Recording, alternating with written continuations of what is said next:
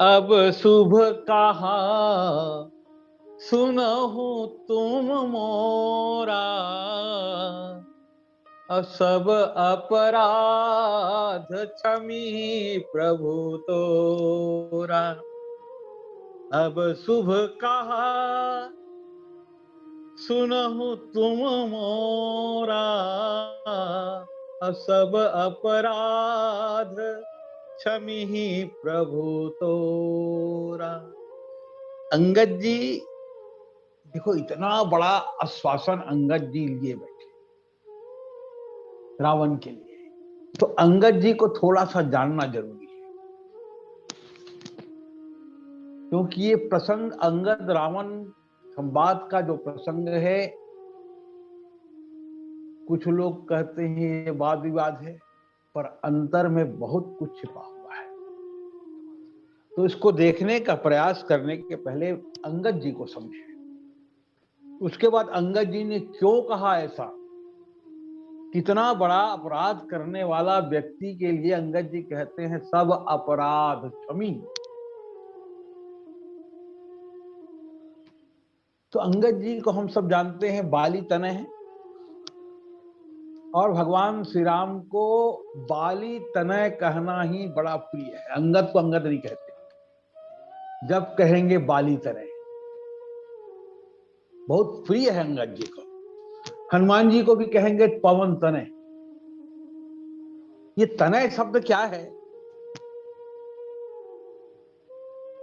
क्यों कहते हैं बाली तनय, क्यों कहते हैं पवन तनय? ये पिता के संस्कारों पर जो तना हुआ हो वही तनय कहलाने का अधिकारी है।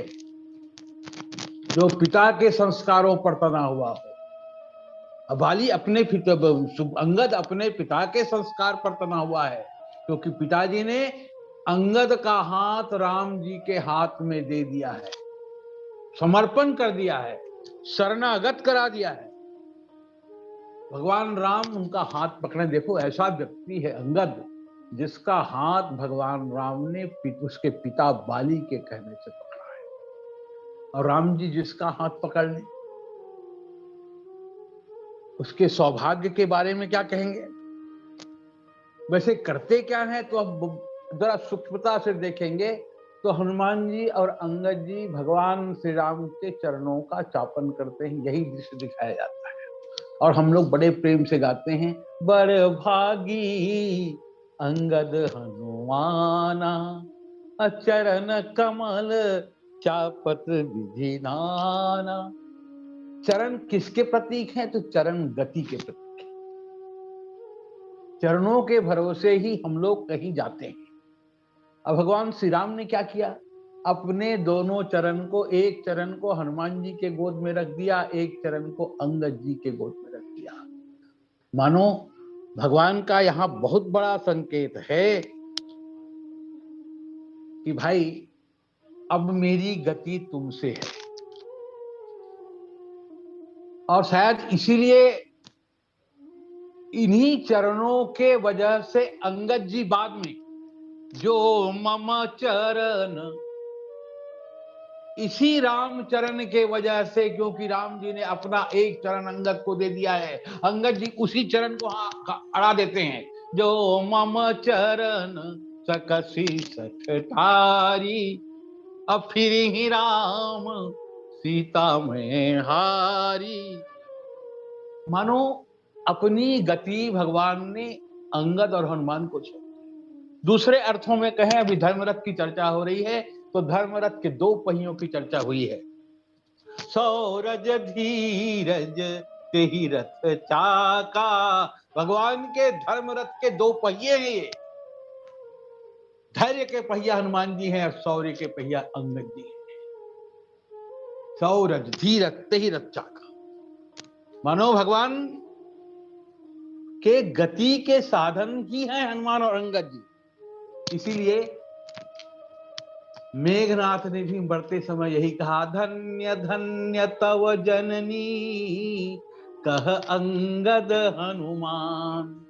ये मेघनाथ जैसा व्यक्ति धन्य कहता है। अंगद और हनुमान, तुम्हारी जननी को मैं प्रणाम करता हूं। इन निशाचरों के भाव आते हैं। अगर रामादन में विचार करें तो सबसे बड़े वीर हम कहते हैं हनुमान जी, पर हनुमान जी के समकक्ष अगर कोई है तो अंगद जी है। अंगद जी हैं। और जब चर्चा करते हैं तुलसीदास जी, तो सबसे पहले अंगद का नाम लेते हैं। बड़भागी अंगद, तब हनुमान जी आते हैं। इसका मतलब हनुमान जी से ज्यादा बड़भागी अंगद जी हैं। हनुमान जी ने भगवान को अपने हृदय में बसाया, पर अंगद को अपने हृदय में राम जी ने बसाया, क्योंकि उनके सुरक्षा की जिम्मेदारी उन पर बाली ने सौंपी थी। और अद्भुत व्यक्ति, आप आगे पढ़ेंगे समझ में आता है, सुनेंगे तो भगवान अंगद पहला व्यक्ति है इस रामचरितमानस में जिसको भगवान अपने वस्त्र तक दे देते हैं, माला भी पहनाते हैं, अपना वस्त्र दे देते हैं।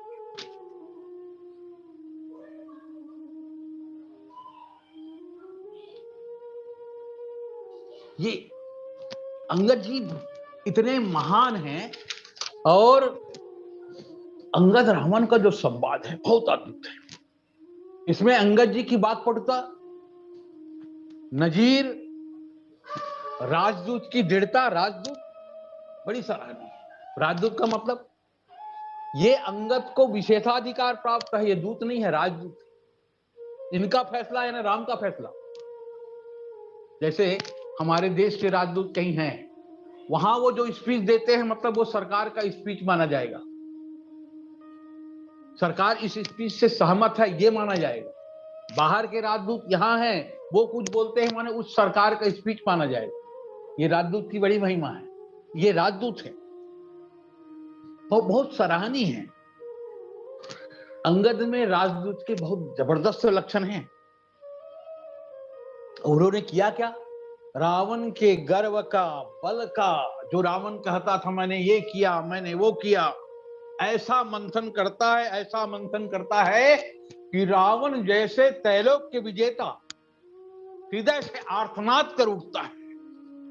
हमारे छत्तीसगढ़ी में कहेंगे तो कारी पसीना छुटा देता है रावण का, रोते हुए घर जाता है। ये मैं नहीं कह रहा हूं, गोस्वामी जी कह रहे हैं। सांझ समय 10 कंदर भवन गए बिल खाई, सांझ जान 10 कंदर, बिल खाई यानी बिलखते हुए घर गया।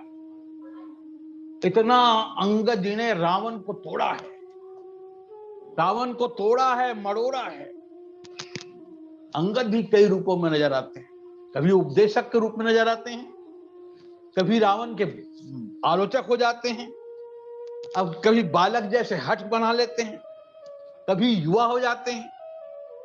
राम जी की शौर्य को और राम जी की उदारता को विभीषण अंगद जी उनके प्रभाव को बहुत अच्छे ढंग से प्रकट करते हैं। ये बाली अभी हित चिंतक के रूप में दिख रहे हैं और ये राजदूत के रूप में पहली घोषणा है।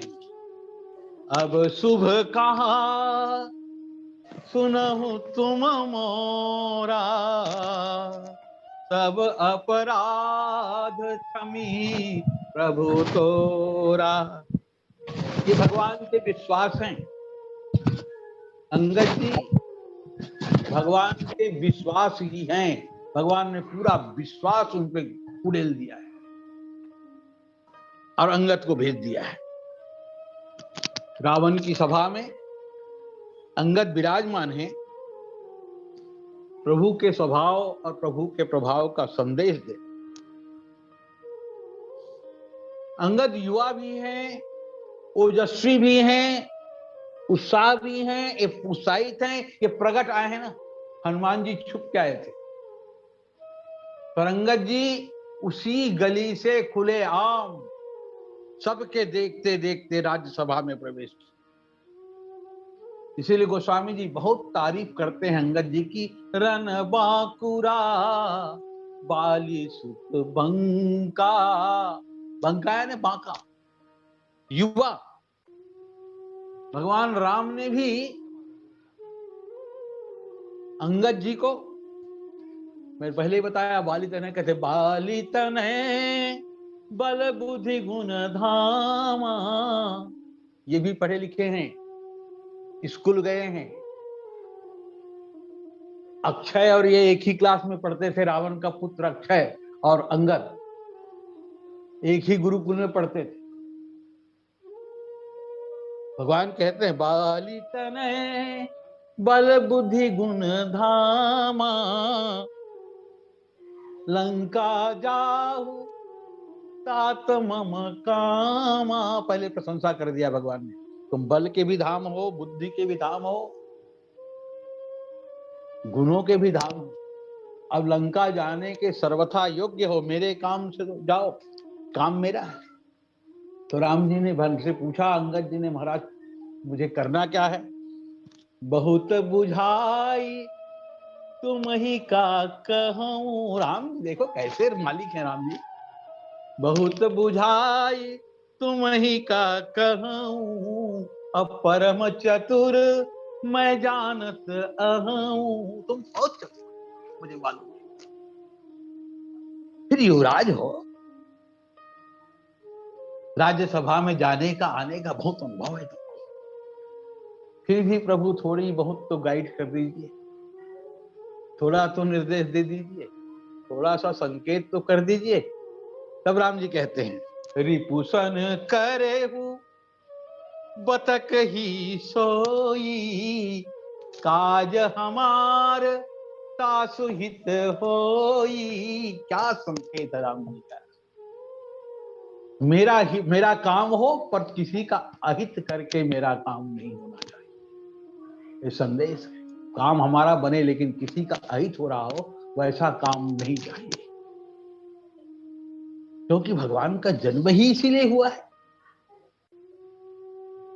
सबका हित करने के लिए। इसीलिए भगवान कहते हैं, देखो राम जन्म जग मंगल हेतु, ऐसा रामचरितमानस में संकेत है। राम का जन्म जग के मंगल के लिए है। तो जग में रावण है तो रावण का मंगल कैसे होगा? रावण भी उस मंगल में शामिल है। और इसीलिए अंगद जी कहते हैं, मुझे राम जी ने कहा हित की बात करना, चलो इसकी हित की बात पहले कर देते हैं। और हर हित की बात क्या किया? एक प्रकार का संधि प्रस्ताव भी है। अब शुभ कहा सुनहु तुम मोरा, तब सब अपराध क्षमी प्रभु तोरा। लेकिन रावण का तो दिमाग ही खराब था। जैसे ही अंगद प्रवेश किए सभा में, तो रावण के सारे लोग खड़े हो गए, धर धर धर धर। अंगद रावण को लगा इसका सम्मान और मेरा अपमान। मेरे सभा के लोग मुझे देखकर कुछ लोग खड़े नहीं होते, वो भी इनको देखकर खड़ा हो। रावण को एक साइकोलॉजिकल धक्का कहना चाहिए। मेरे राज्यसभा में इसका सम्मान। उठे सभा, गोस्वामी जी लिखते, उठे सभासद कपि कहूं देखी, रावण उर्भा क्रोध विशेषी। ये सम्मान अंगद जी को सहज ही प्राप्त हो गया, क्योंकि जिस पर राम की कृपा हो ता पर कृपा करहि सब कोई, कृपा करना ही पड़ेगा। जा पर कृपा राम के होई और ता पर कृपा करहि सब कोई। अंतर में स्थित राम जी को प्रणाम किया, सभा को प्रणाम किया, बैठ गया, आसन दिया गया। अब रावण को देखो, रावण है, अतिथि कैसे व्यवहार किया जाए, पूछता है कह दस कंध कवन तय बंदर। अरे बंदर तू कौन है? राजदूत का सम्मान राजा के बराबर किया जाता है, इसे साधारण दूत समझ करके कौन है तू बंदर? उसी भाषा में कहते हैं मैं रघुवीर दूत दस कंदर, उनका प्रतिनिधि हूं, दूत हूं। किसका? रघुवीर का। रघुवीर कहने का भाव क्या? त्रैलोक्य में इनसे बड़ा वीर कोई नहीं है, त्रैलोक्य में किसी की क्षमता नहीं है जो इनके सामने युद्ध में टिक सके, इन्हें पराजित कर सके, अपराजय है, इसलिए मैं उनका दूत हूं। पूछा कैसे आगमन हुआ है, कैसे आए हो? तो अंगद जी कहते हैं तुम्हारे हित के लिए, मुझे तो भेजा ही यही गया, इसीलिए भेजा गया है, तो तुम्हारे हित के लिए आया हूं। अच्छा तुम मेरा हित चाहते हो, मेरा तुम्हारा कोई नाता है क्या? तुम कहां बंदर, मैं कहां निशाचर, कोई रिश्तेदारी तो है नहीं, कोई संबंध तो है नहीं, फिर मेरा हित कैसे चाहते हो? देखो अंगद जी कलात्मक ढंग से इसका जवाब देते हैं, आप मेरे पिता के मित्र हैं इसलिए आया हूं, पर आप रावण के वंश परंपरा की सराहना करना। वामन भगवान बलि के यहां गए तो बलि ने जब कहा मांगो, तो उसके हिरण कश्यप से लेकर के हिरण कश्यप प्रहलाद सबकी सराहना कर दिया, तुम तो ऐसे वंश के वंशधर हो। और यही कह रहे हैं उत्तम कुल पुलस्त करनाती, शिव बिरंची पूजे बहु भांति, अबर पाए किन्ने सब काजा, अजीते हो लोकपाल सब राजा। रावण उत्तम कुल में तुम्हारा जन्म हुआ है, इस कुल के पुरोधा भगवान ब्रह्मा जी हैं, ब्रह्मा से तुम्हारा कुल का उद्भव हुआ है, ब्रह्मा के मानस पुत्र है पुलस्त, पुलस्त के विश्रवा, अब विश्रवा के रावण, चौथे पीढ़ी में ब्रह्मा जी हैं, बहुत लंबा अभी बीता नहीं है समय। तुम उत्तम कुल में तुम्हारा जन्म हुआ है और तुम कुल की परंपरा का बढ़िया पालन किया, तुम्हारे कुल की परंपरा है क्या कि शिव बिरंची पूजे बहु भांति।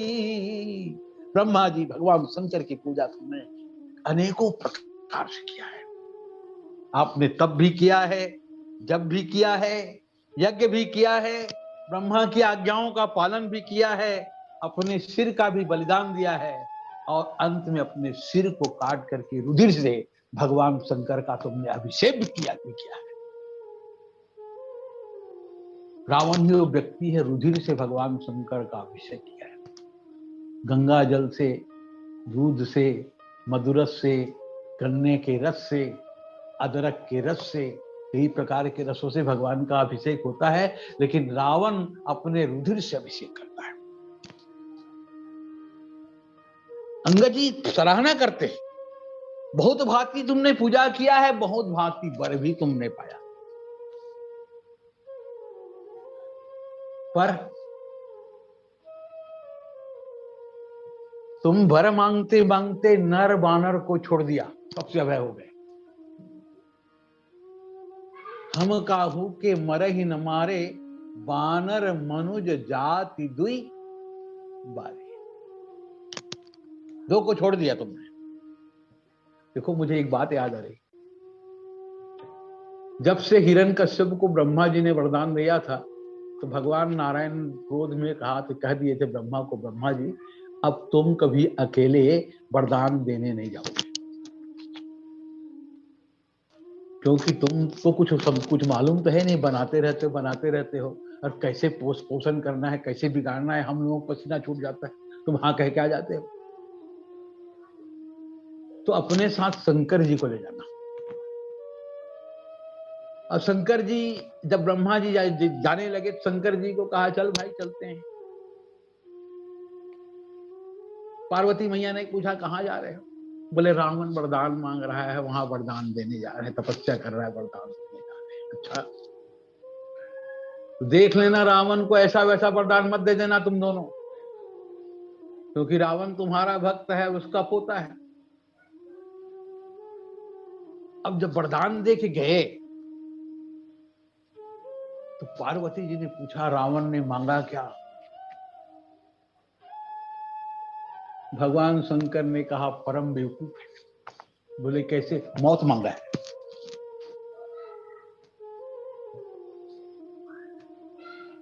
उसने तो मौत मांग लिया है। जैसे ही ये कहा कि हम काहू के मरे ही न मारे, ब्रह्मा जी ने कहा जो आया उसको मरना पड़ेगा, हमको हम भी मरते हैं, जब हम ही अमर नहीं है तेरे को कहां तो अमर कर देंगे। जो चीज हमको प्राप्त नहीं है तुमको कैसे दे देगी? तो कहा अच्छा बानर मनुज जाते हमारा भोजन है, बानर मनुज जाति दुई बार हम शक्तिशाली है और यही इनको मारेंगे, तो मौत ही मांगा है। अंगद जी कहते हैं तुम इसने ऐसे श्रेष्ठ वर को पा करके समस्त लोकपालों को जीत लिया है, धरती के राजाओं को जीत लिया है, पर होना क्या चाहिए था? जो होना था वो नहीं हुआ। क्या होना था? शिव सेवा कर फल सुत सोई, अविरल भगति राम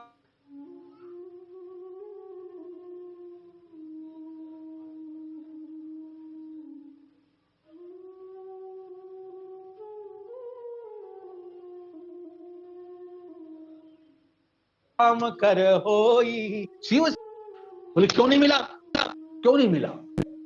ताकत के अहंकार में धर्म विरुद्ध कार्य करना शुरू हो गया। अभी सब धर्म के रक्षक हैं, ब्रह्म भगवान शंकर हो चाहे भगवान विष्णु हो। अब अंगद जी अब उतार रहे रावण, बहुत अच्छा किया, लेकिन तुम कुल के कलंक हो गए हो, तुम्हारा कुल कलंकित हो गया है, तुम्हारे कर्म को देखकर तुम्हारे पूर्वज लज्जित हो रहे हैं। सर उठाने वाला कुल सर झुका करके बैठा है। दो पंक्ति मुझे याद आ रही है। रावण था महापंडित जिसे जाने दुनिया सारी, असुरा पान पर त्रिया हरण से हो गए राक्षस भारी। सुरापान और प्रक्रिया हरण, सुरापान में यदुवंश नष्ट हो गया। भागवत की कथा में देखें, सुरापान से भगवान कृष्ण का वंश नष्ट हो गया, एक ही कारण सुरापान। कृष्ण अपने परिवार को नहीं बचा सके, तो हम लोगों को विचार करना चाहिए। कुछ लोग, अगर हमारे साथी लोग, हमारे रिश्तेदार लोग, हमारे घर के लोग भी लेते हो, उसको जरूर देखें। पर अंगद जी इतने सफाई से अभी रावण को धो रहे हैं ना, उसके बाद मोड़ दिया। क्या मोड़ दिया? निप अभिमान, यानी चांस दे रहे हैं, एक अवसर दे रहे हैं। निप अभिमान मोह बस किंबा, अब हरियाणे सीता जगदम्बा। तुमने अज्ञानता बस अभिमान के वश में आकर सीता का हरण किया है। कहीं न राज मत दिन न कलंको, तुम भी इसमें शामिल हो। अगर इनके बस होकर के तुमने जगदम्बा का हरण किया है,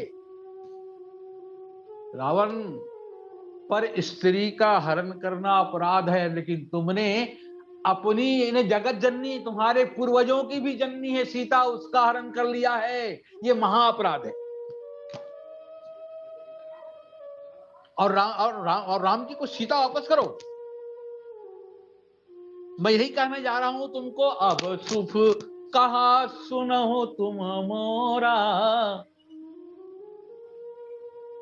सब अपराध क्षमी प्रभु तोरा। अब जग दो हुआ तो हो चुका। अंगद कहते हैं जो हुआ रावण तो हो चुका, अब भी कुछ नहीं बिगड़ा है, कोई विशेष हानि नहीं हुई है। मैं जो कह रहा हूं तुम्हारे कल्याण के लिए, शुभ यानी कल्याण। और मैं जो कह रहा हूं वैसा करोगे तो राम जी भी पौलस्त्य के पुत्र का वध करने के अपराध से वंचित हो जाएंगे। तेरा यश होगा, तेरा राज्य स्थिर रहेगा, तेरी रानियों का सुहाग अचल रहेगा। और भगवान तुम्हारे सब अपराध को क्षमा कर देंगे। क्या अपराध किया है रावण ने, आप सब जानते हैं। सीताहरण किया, अपराध है। जटायु को मारा, अपराध है। विभीषण को घर, विभीषण जैसे संत को लात मार के निकाला, अपराध है। गौ ब्राह्मण ऋषि मुनि और देवताओं को मदमस्त होकर के सताया, ये अपराध है। ये प्रभु की ओर से अंगद का पहला आश्वासन भगवान रावण की ओर है। रावण क्षमा मांगो, क्षमा कर दे। पर महाराज अपराध बहुत बड़ा है, इससे शर्त भी कठिन रख दिया। जितना बड़ा अपराध उतना बड़ा प्रायश्चित हो ना, इसीलिए शर्त कठिन रख दिया है। जानता है अंगद कि रावण जैसा व्यक्ति टूटना स्वीकार करेगा, झुकना स्वीकार नहीं करेगा। ये रावण की प्रकृति है, इसलिए शर्त रखा ताकि रावण तैयार ना हो। अगर रावण तैयार हो जाएगा तो विभीषण राजा कैसे बनेगा? अगर रावण तैयार हो गया, निशाचरों का वध कैसे होगा? भगवान जो प्रतिज्ञा की है, निश्चरहीन करो वही, कैसे होगा? इसलिए कठिन शब्द। दसन गहु तीन कंठ कुठारी, क्या शब्द है? दसन गहु तीन, दांतों में तिनका रखो। रावण जैसा व्यक्ति तिनका रखेगा? तिनका दबाएगा रावण जैसा व्यक्ति? भाव क्या है अंगद जी का? तिनका कौन खाते हैं? तृण कौन खाता है? पशु, गाय, बकरी। तो तुम तिनका दबाओ। तिनका दबाने का तुम अपने आप को पशु के समान अज्ञानी सिद्ध करो। तुम अपने आप को प्रभु पशु के समान दीन सिद्ध करो। बिना दीन हुए भगवान दीन बंधु कैसे बनेंगे? जब तुम दीन नहीं होगे तो दीन बंधु कैसे बनेंगे? इससे तुम्हारा दीन होना जरूरी है। तीन गाय खाती तो गाय बन जा, तीन दबा करके। भगवान कभी किसी गौ पर की हत्या नहीं करते। दूसरा अर्थ है तुमने तीन दबाओ, इसका मतलब तुम अपनी औकात भगवान को दिखाओ। मेरी औकात के तिनके से ज्यादा नहीं है प्रभु। एक तूफान आएगा, एक हल्की सी आंधी इस तिनको को उड़ा देगी, यही मेरी औकात है। ईश्वर के समक्ष दीन होकर के जाना चाहिए, अपने अहमता को लेकर, अपने अहंकार को लेकर, अपने सामर्थ्य को लेकर, अपने मैं को लेकर कभी राम जी के पास किसी के जाना ही नहीं था। ये दीनता और हीनता दिखाने की विधि है। दूसरी बात कहते हैं बुरा होगा नहीं, मैं सोच रहा पूरा हो जाएगा, लेकिन दसन गहु तीन कंठ, और कंठ में कुठार रख। कंठ के ऊपर कुठार यानी कुल्हाड़ी, तलवार भी रख सकते हो। कृपान तुम्हारे घर में बहुत पड़ा है, रख लो। अंगद जी का भाव क्या है? प्रभु हमने अपराध ही ऐसा किया है, हमारे सर पे कुल्हाड़ी ही पड़नी चाहिए, हमारे गर्दन पे, दूसरा कोई सजा हमारी नहीं है। अब हम तो कुल्हाड़ी रख के ही आए हैं प्रभु, आप चाहे काटिए, मारिए, चाहे छोड़िए, अब आपके ऊपर है।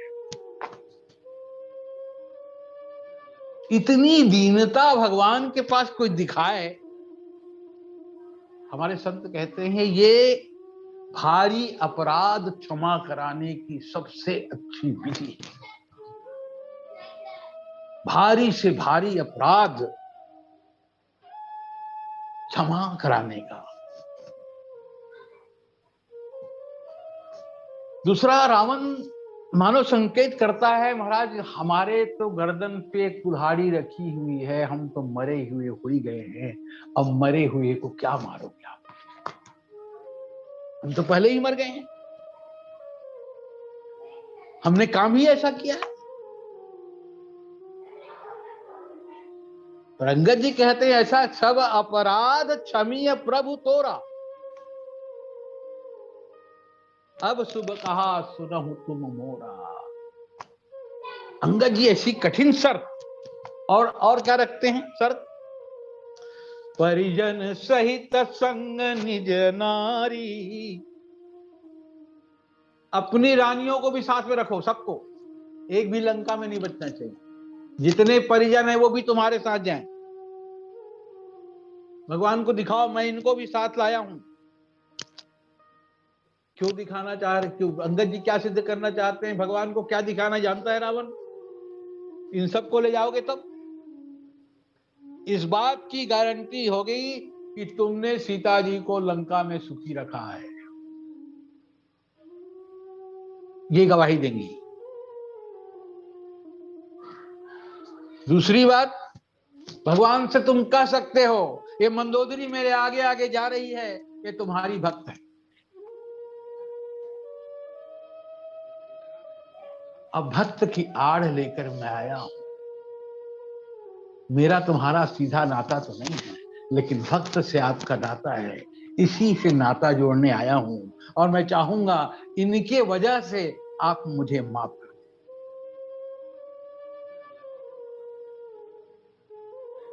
दूसरा भाव एक ने प्रकट किया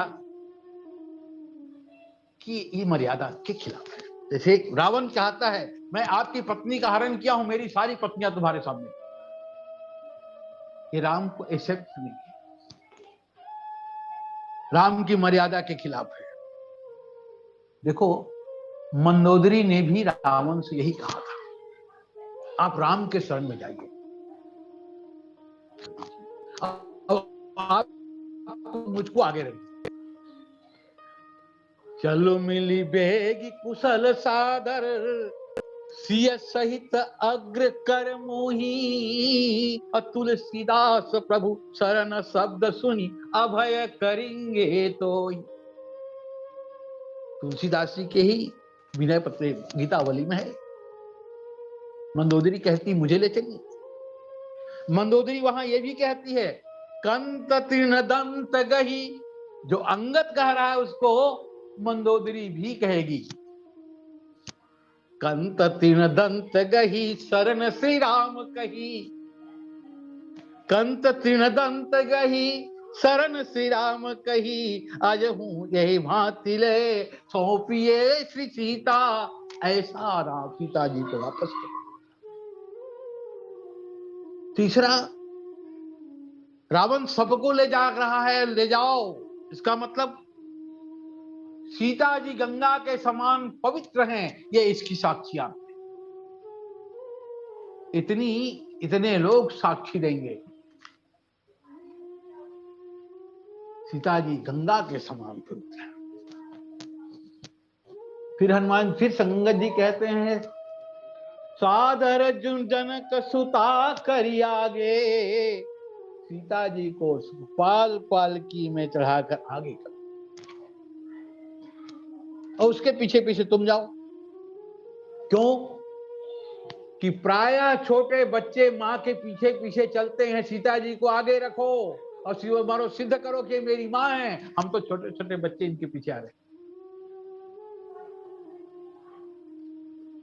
इस प्रकार जाने से प्रभु का क्रोध कम हो जाएगा, और सीता जी को देख करके तो क्रोध ही खत्म हो जाएगा। और वहां जाकर कहना भगवान श्री राम से, प्रभु जैसे महाराज जनक के यहां सीता जी थी और महाराज जनक ने सीता जी का समर्पण आपको किया है, मेरे घर में ठीक उसी प्रकार जब जानकी जी रही हैं, मैं आज समर्पण करने आया हूं जनक की भांति, तुम्हारी सीता तुम्हें समर्पित करता हूं, ये तुमको कहना।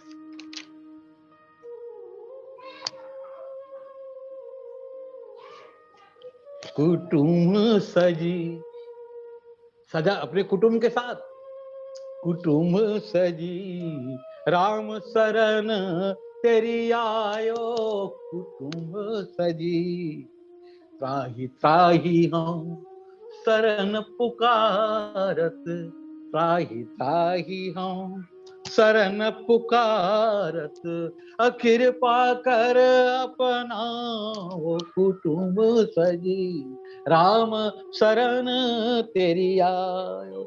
इस प्रकार सब प्रकार का भय त्याग दो, इस प्रकार चलोगे तब। प्रणत पाल रघुवंश मनी त्राहि त्राहि अब मोहि, आरत गिरा सुनत प्रभु अभय करिए तो ही, अब शुभ कहा सुनो तुम मोरा, असब अपराध क्षमी प्रभु तो